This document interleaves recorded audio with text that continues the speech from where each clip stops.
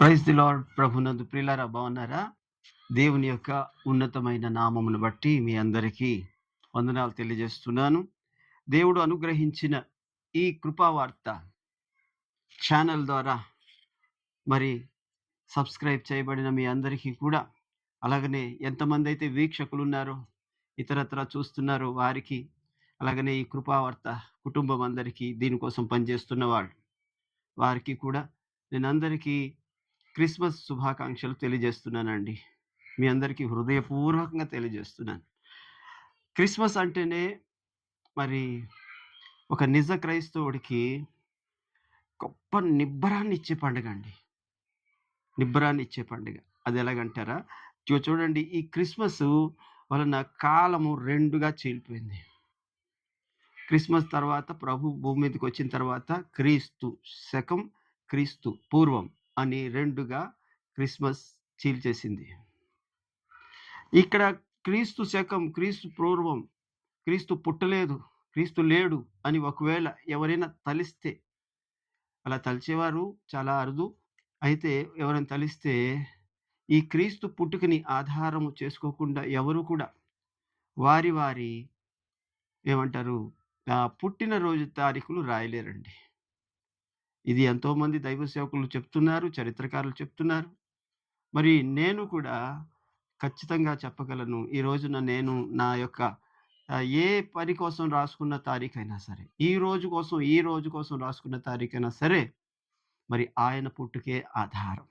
అలాగనే ఒకవేళ ఆయన పుట్టడం వల్ల అనేకమైన ప్రవచనాలు నెరవేర్చాడండి దేవుడు. యెషయా గ్రంథము 7:14 ప్రభు అంటాడు, ప్రవచనాత్మకంగా ఎప్పుడో పుట్టబోయే క్రీస్తు కోసం ముందే చెప్తారు.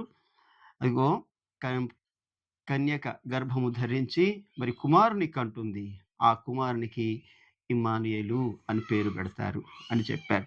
అలాగనే యేసు పుట్టడము రక్షణకు మార్గం అండి. మత్తయి సువార్త 1:21 ప్రకారంగా, ఇదిగో ఆయనకు యేసు అను పేరు పెట్టుదు. ఎందుకు యేసు అని పేరు పెట్టాలయ్యా అని ఆయన అడిగితే అని అంటారు, తన ప్రజలను వారి పాపముల నుండి ఆయనే రక్షించును గనుక ఆయనకి యేసు అని పెట్టాలి. ఆయన వచ్చినందుకు మనకి రక్షణ వచ్చిందండి. అదిగో రక్షకుడు భూమి మీద జన్మించాడు అని మరి దేవదూతల ద్వారా ప్రకటించబడింది. రక్షకుడు పుడతాడని అనేకమైన ప్రవక్తల ద్వారా ప్రవచించబడింది. ఆ రక్షకుడు పుట్టినదే ఈ మరి క్రిస్మస్. ఇదేదో సాధారణంగా ఏదో పండగ కాదండి. ఖచ్చితంగా అటు చరిత్రకు, ఇటు పాపికి, అటు దేవునికి, ఇటు సంఘానికి అందరికీ మహిమకరమైన పండుగ అండి ఇది. ఆయన పుట్టినరోజు. పుట్టినరోజు అందరిలాగా కేక్ కట్ చేసుకొని ఆ రోజు సంతోషించి మర్చిపోయే పండుగ కాదు. అది ఎప్పటెప్పటికీ మన జీవితాలకి ఎంతో ఎంతో మరి ప్రయోజనకరమైన పండుగ. ఆత్మ సంబంధంగా మనల్ని రక్షణలోకి నడిపించడానికి, మన పాపములు మరి తీసివేయడానికి మరి దేవుడు ఏర్పాటు చేసిన పండుగ అండి ఇది. అలాగని దేవుడు అంటాడు, ఎగో యేసు పుట్టుక పాపికి విడుదలంటండి. ఆయన తన స్వరక్తం ఇచ్చి మనల్ని విడుదల చేశాడు.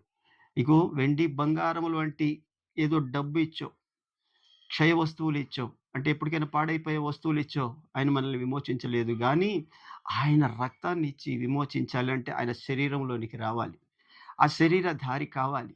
కాబట్టి ఈ పండుగ ఏంటంటే విడుదల, పాపికి విడుదల పండుగ, పాపిని విడిపించే పండుగ. అలాగనే దేవుడు ఇక్కడ ఆయన పుట్టుక ద్వారా మనకి ఏం నేర్పించాడంటే దీనత్వాన్ని నేర్పించాడు. నేను అనే గర్వాన్ని తీసేయమన్నాడు.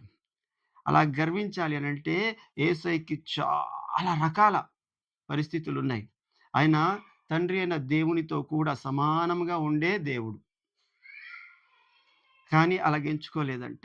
దీనత్వాన్ని ధరించుకున్నాడు, దాసుని స్వరూపాన్ని ధరించుకున్నాడు, రిక్త హస్తాలతో ఈ భూమి మీదకి వచ్చాడు.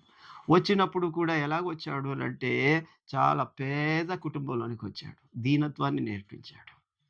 ఏమీ లేకపోయినా చాలా ఉంది అనుకుంటాం, కానీ తర్వాత ఏం జరుగుతుందో తెలియని మనము, కానీ అంత ఎదిగిపడిన ఎప్పటికెప్పటికీ యుగ యుగాలకి ఏం జరుగుతుందో తెలిసిన ప్రభువు దీనత్వాన్ని ధరించుకొని ఒక దీనుడిగా మన మధ్యలోనికి వచ్చారండి. ఈ పండుగ మనం ఏం చేసుకోవాలంటే దీనత్వాన్ని నేర్చుకోవాలి. అలాగనే దేవుడు ఏం నేర్పిస్తాడంటే త్యాగాన్ని నేర్పిస్తాడు. నేను నాకేంటి, నాకేంటి, నాకేంటి అనేది కాదు. ఎదుటోడి కోసం మనం పూటపడడం, ఎదుటోడి కోసం మనం ప్రార్థన చేయడం, ఎదుటోడిని మనం ప్రేమించడం నేర్పించే పండుగిది. ఆ! దేవుడు త్యాగాన్ని నేర్పిస్తాడు. నేను పాపుల కొరకే వచ్చి తిని కానీ, నీతిమంతుల కొరకు రాలేదు అని ప్రభు చెప్పారు. పాపుల కోసం రావడం ఏంటి? ఆళ్ళు పోతే పోతారు అని అనుకోవచ్చు కదా! నాతోని పరిశుద్ధులుండాలి అని అనుకోవచ్చు కదా! ఆయన అలాగనుకోలేదు. మరి ఏమనుకున్నారంటే, ప్రభు ఇగో మరి వ్యాధి కలిగిన వారికి, రోగం కలిగిన వాడికే వైద్యుడు కావాలి కదా! మరి పాపులెక్కడికెళ్ళిపోతారు? ఒక మాట అనుకుందామంటే ఎలాగంటే పాపులందరిని తీసేద్దాం అనుకోండి. మంచోళ్ళని రక్షించడానికి వచ్చాడనుకుందాం. ఒకవేళ అలాగైతే ఒక్కడైనా మిగులుతాడా? ఒక్కడు. ఎందుకంటే అందరూ పాపము చేసి దేవుడు అనుగ్రహించిన మహిమను పొందలేని వారిగానే ఉన్నారు కదా! మరి అలాగున్నప్పుడు ఒక్కడు గూడా లేనప్పుడు ఎవరిని రక్షించాలి? అందరూ నరకానికి పోవాలా? అందరూ చచ్చిపోవాలా? కాదు, కాదు. ప్రేమ కలిగిన దేవుడికి ఆ తలంపు లేదు. అందరూ ఆయన జీవముతోని, ఆయనిచ్చిన ఊపిరితోని, ఆయనిచ్చిన రూపముతోని పుట్టినవారే కదా! అందరూ నా పిల్లలే కదా! అని ఆయనేం జేస్తున్నాడంటే, తనను తాను త్యాగం జేసుకుంటున్నాడు. పాపులను పిలువవచ్చాడు. నీతిమంతులను పిలువ రాలేదు అన్నాడు. ఒకవేళ నేను పాపిని కాదు, నేనే పాపం చేయలేదు అని అన్నావా? సరే నీ ఇష్టం. అలాగంటే మనల్ని మనమే మోసం చేసుకోవడం అని వాక్యంలో రాయించాడు దేవుడు. అలాగనే ప్రేమ నేర్పిస్తదండి ఈ పండగ. ఏం ప్రేమ అంటే పొరుగువాడిని ప్రేమించడం. పొరుగువాడిని ప్రేమించడం నేర్పిస్తదండి. యేసు ప్రభు మనల్ని ప్రేమించి వచ్చాడు. ఏదో పుట్టాడు, కొంతకాలం ఉన్నాడు, ఎళ్ళిపోయాడు, అవతారాన్ని చాలించాడు. అది కాదు. ఆయనది అవతారం కాదు. ఆయన అవతారం కాదు. ఆయన ప్రేమ ఆయనది. ఆయన ప్రేమను నేర్పించడానికొచ్చాడు. ఆయన దేవుడై ఉండి మనల్ని ప్రేమిస్తున్నాడు. మనం గూడా మనుషులమై ఉండి సాటి మనుషుల్ని ప్రేమించాలని చెప్పాడు. నిన్ను వలె నీ పొరుగువాడిని ప్రేమించు అన్నాడు. నిన్ను వలె నీకెలాగైతే మరి బట్టలు కావాలో, నీకెలాగైతే ఆహారం కావాలో, నీకెలాగైతే మరి సౌకర్యాలు కావాలని నిన్ను నువ్వు అనుకుంటావో, నిన్ను వలె అలాగనే నీ పొరుగువాడికి అవన్నీ కావాలి కాబట్టి అవన్నీ ఇవ్వడానికి ప్రయత్నం చేయాలంట. మరి అలా ప్రయత్నం చేయమంటాడు. అది నేర్పించడానికి వచ్చాడు ప్రభు. అలాగనే దేవుడు ఇవ్వడం నేర్పించాడు. ఇవ్వడం. ఏమిచ్చాడు అయ్యా దేవుడు మనకి నేర్పించడానికి అనంటే, దేవుడు ఏమిచ్చాడు మనకి? తన కుమారుడిని ఇచ్చాడు. దేవుడు లోకమును ఎంతో ప్రేమించెను. కాగా తన అద్వితీయ కుమారునిగా పుట్టిన వాని యందు విశ్వాసముంచువాడు నశింపక నిత్య జీవం పొందినట్లుగా ప్రేమ నేర్పిస్తుంది. నిన్ను వల్లే నీ పొరుగువాడిని ప్రేమించు అన్న మాటని మనకి ప్రభు నేర్పిస్తున్నారు. అలాగనే పొరుగువాడిని ప్రేమించడం అంటే మనకు తెలిసిన వాళ్ళు, మనతో పరిచయం ఉన్న వాళ్ళు, మనం పెడితే తిరిగి మనకి పెట్టేవాళ్ళు, వాళ్ళని కాదు ప్రేమించేది. మరి ఎవరిని ప్రేమించాలంటే మనం చేసిన ఉపకారానికి ప్రత్యుపకారం ఏమి చేయలేనోళ్ళు.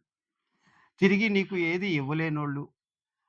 నువ్వు ఒక పూట భోజనం పడితే మళ్ళా వాళ్ళ ఇంటికి నిన్ను పిలవలేనోళ్ళు. ఆ! వాళ్ళు పొరుగోళ్ళు. వాళ్ళని ప్రేమించమంటున్నాడు దేవుడు. అంతే కదా! మనకి దేవుడు చేసిన దానికి మనం ఏమైనా చేయగలమా దేవునికి? ఏమీ చేయలేం గదా! మరి ఏమీ చేయలేని మనల్ని ప్రభు ప్రేమిస్తున్నాడు. ఏమి తిరిగి ఇవ్వలేని మనకి కోసమైనా తన ప్రాణాన్ని ఇచ్చాడని వాక్యంలో రాయబడి ఉంది. ఈ రోజున మరి అలాంటి పుట్టినరోజు, అలాంటి గొప్ప శుభ సందర్భము దేవుడు మనకిచ్చాడు. అందుని బట్టి నిజంగా శుభాకాంక్ష అండి.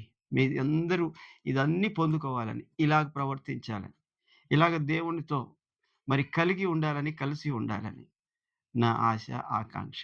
అందుకనే మరొకసారి మీ అందరికీ శుభాకాంక్షలు తెలియజేస్తూ, ఇలాగనే మరి మా